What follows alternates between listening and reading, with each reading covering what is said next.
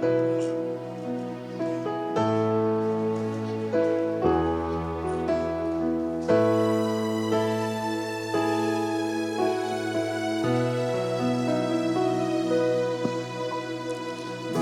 luin dai naong ke nang luin ngom na ching ke nang luin nun tanan man ne ke nang ading bang kasem thei dia nang ading bang kong pia thei dia ka kizat thei na ding mun hong hil nang hong kim he la di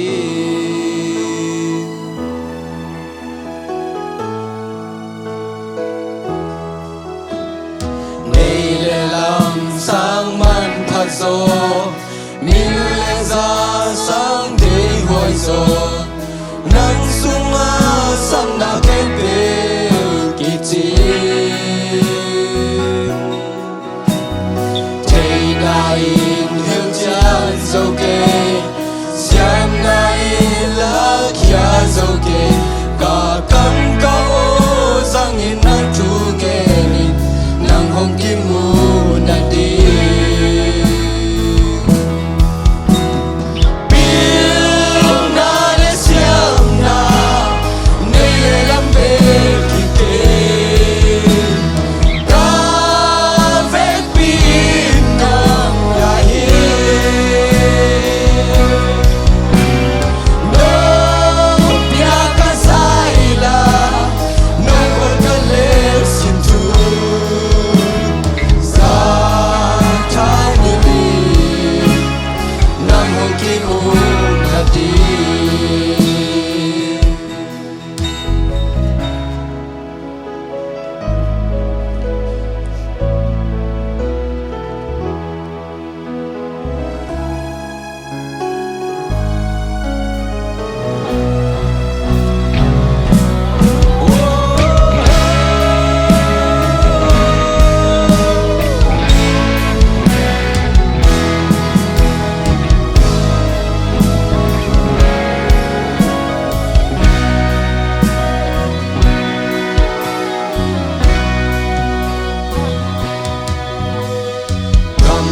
Sia ding hong hilin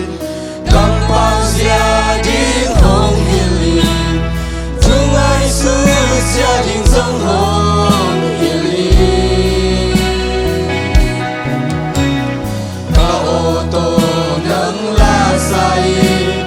Ka kam to nang chu ge ni Ka nun tang na zang in nong na se ni Nang hong ki mu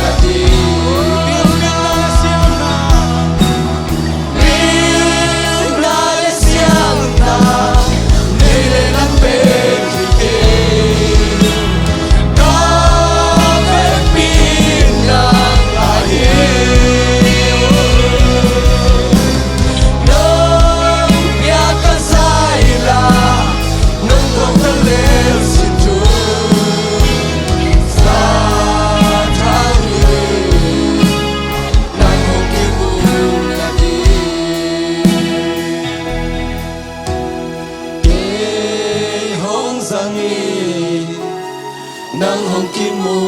na di ke hong luai nang hong ki mu na di Amen hallelujah